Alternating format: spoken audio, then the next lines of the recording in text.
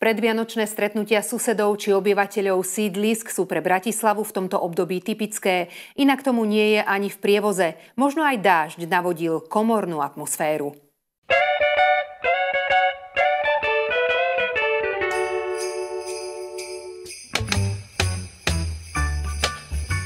Prievozky advent už tradične organizuje občianske združenie Náš prievoz. Prvýkrát sme sa takto stretli v roku 2019. Vtedy teda na rozdiel od dnešného dňa pekne snežilo a naozaj tu bola vianočná atmosféra. Dnes nám bohužiaľ prší, ale teda verím, že susedia sa poschádzajú a nadviažeme na túto tradíciu aj dnes. Ide o neformálne stretnutie susedov z prievozu. Začalo tým, že sme sa tu ako členovia občianskeho združenia pred pár rokmi postavili na toto námestie a ľudia z okolia sa boli zvedaví, tak sa postupne pridávali a vznikla z toho vlastne takáto tradícia, jednak adventná, jednak aj letná, kedy robíme prievozké posusedenie.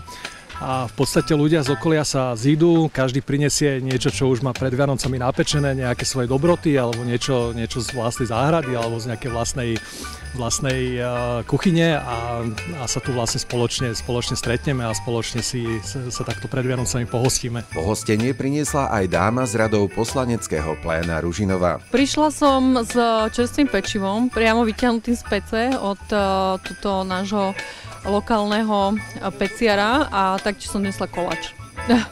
A čo je účelom podľa vás tejto akcie vlastne?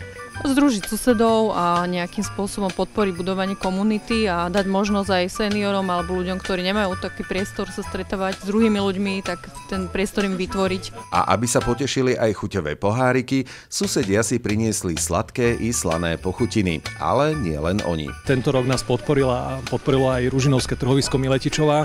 Konkrétne v rámci projektu, ktorý majú so Salašom z Bojska, sme dostali sponzorský syry zo Salaša, nejaké mäsové dobroty, takže za to im veľmi pekne ďakujeme. Pre TVR Jaro Kurpel.